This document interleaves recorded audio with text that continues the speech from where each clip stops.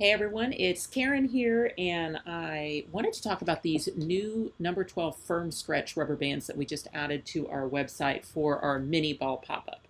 Okay, so we have three different ball sizes. The mini is the smallest of the ball sizes, and in the assembly videos for this die set, I always just made the number 12 soft stretch that we're used to using for the other balls work with this one.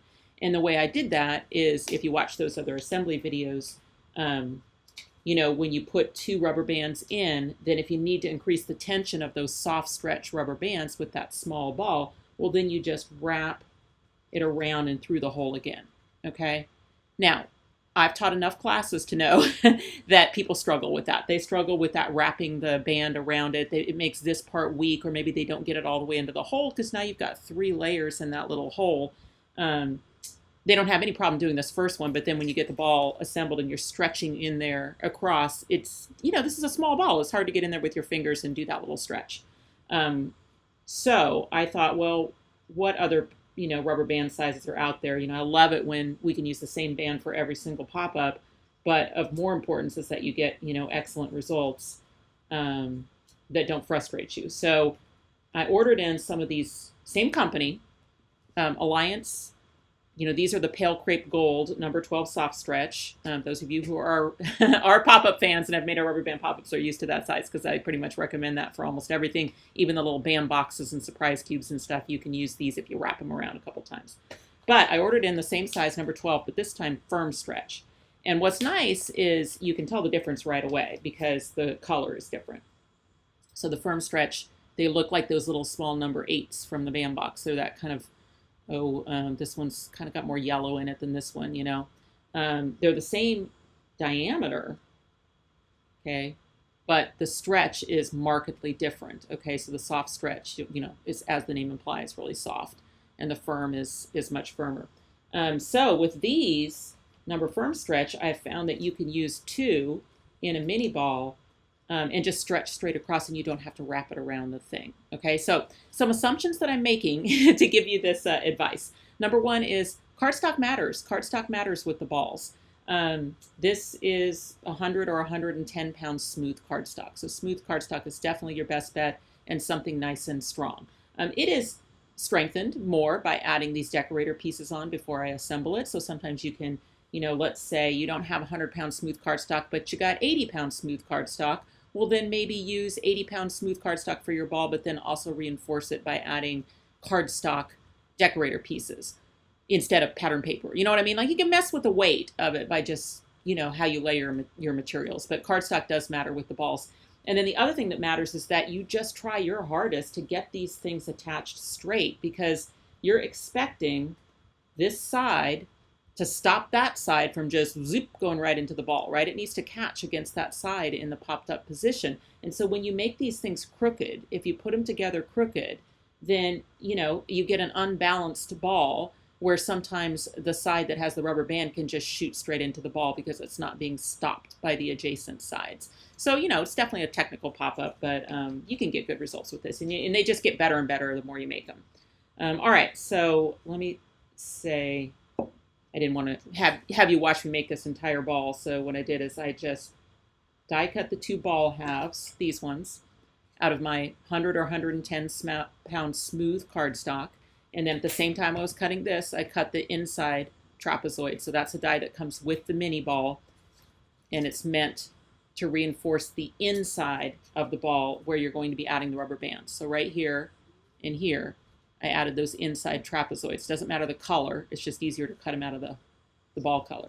Okay, then I switched to my decorator dies to cut these yellow pattern paper, right? So I used the hexagon and the individual trapezoids, but I didn't. I cheated and used the double up. So the double up is sold separately. If you end up being a person that makes a lot of balls, you may end up wanting to get your double ups, and they're available for each of the ball sizes because it doubles up your hexagon, and it puts all of your decorator trapezoids on a single die. And you can cut through two layers with that. So basically you can take these two dies, cut through two layers, boom, you've got everything to decorate the ball. So if you're assembly lining things, you may want to invest in a double up, but you don't need it. I mean, those pieces come with the base die set. Here's your hexagon, here's your individual decorator trapezoids. It's just if you want to double up those pieces and make it cut a little faster.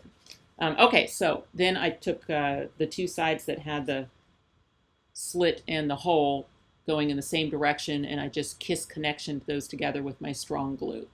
All right, so now I'm ready for assembly. So the first thing I do is I look and I say, where's the slit? It's on this side.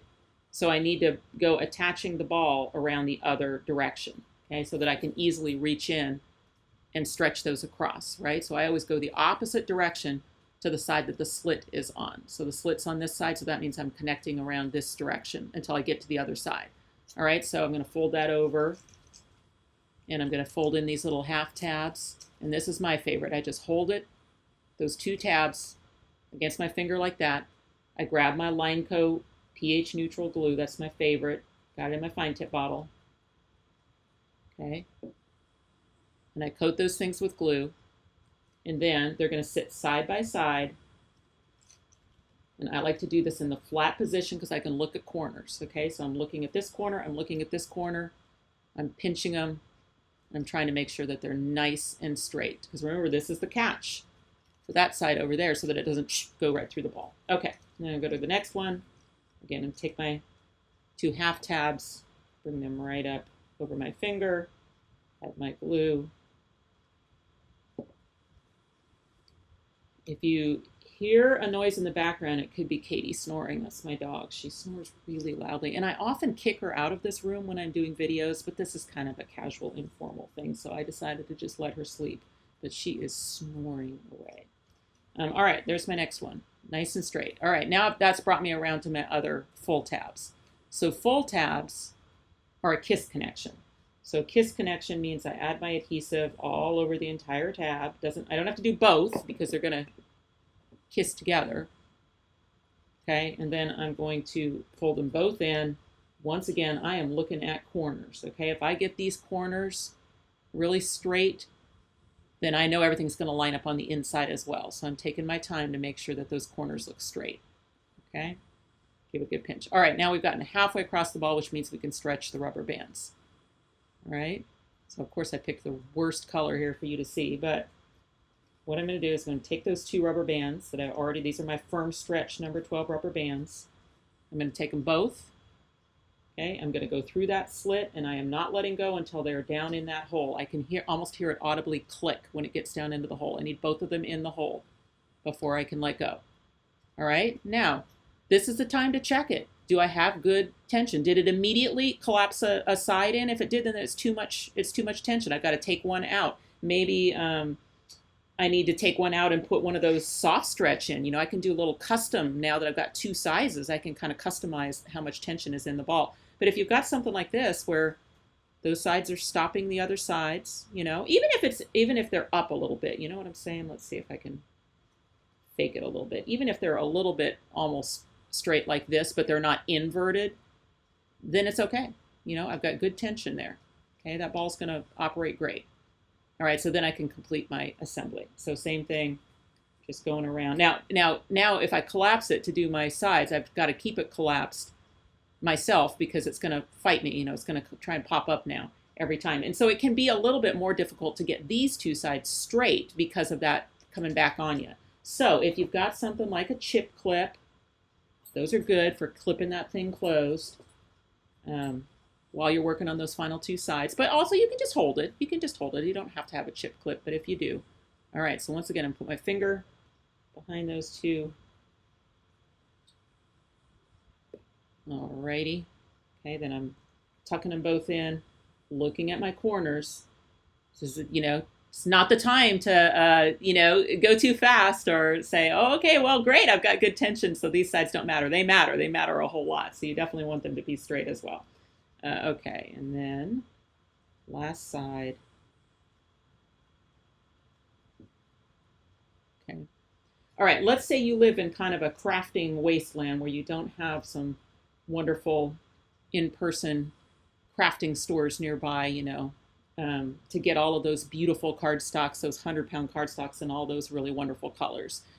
You can always just make the ball out of black, white, or tan because those heavyweight cardstocks are available at any of your major craft stores, and then customize the colors with your decorator pieces, right? So the decorator pieces can be where you add those custom papers and colors, and maybe the ball itself is just made out of black, white, or tanned, just something that you have in abundance. If you use white, you could always ink the edges of those balls. Because look, the original ball color, you don't see that much of it. You just see all of your seams, and what you're mostly seeing is the color that you put on top. Okay, so there's a mini ball made with 2 number 12 firm stretch Alliance rubber bands. It is my new favorite for the mini ball because I don't have to wrap around the shelf to get good tension on it. Anyway, I hope that helps. Now, oh, one last thing, gaps. Okay, so if you have a little gap like this, sometimes you can get that gap. Well, first of all, if it's a little gap, give yourself a break. I mean, this is a cool pop-up that you just made, right? I mean, you're not going to send it to somebody and they're going to be like, oh, look at those gaps. But you can sometimes get that gap to be less if you just press one side. So here's where my gap is, right? So I'm going to kind of like press one side over the other a little bit. See that right there? And it kind of, see how it just snuggied that gap up? And then I'm going to do the same on the other side. So I'm going to kind of pinch and get one side over the other just a bit and then let go. And then it snuggies them up a little bit. So it makes them less noticeable. But even your best ball construction will probably have a little bit of a gap on the sides that don't. And then when you're decorating them, my favorite is if you're making a character or something, use one of the sides that is the full tab where the rubber band is. So look in there and see where the rubber band is stretching across. That's your best, most pleasant side for the front of an animal or the, character that you're making versus one of these. Because usually if you have a gap, it's right here, right? So then you have a gap on this side, but not on this side. But when you use this one where it has the full tab across, then you have like basically half the ball is really universal, or I don't know what the word I'm looking for, but even. Okay, same thing over here. So you can just pick your favorite. So if I was looking at this one and saying which one do I want to be the front of my whatever I'm making, chick or something, I'd probably choose this one because I got my trapezoids a little bit straighter, although this one's pretty crooked, versus, no, maybe it's this side. This side maybe looks a little bit, less crooked on my trapezoid. So I'd probably choose that as the face of my chick or whatever I was making.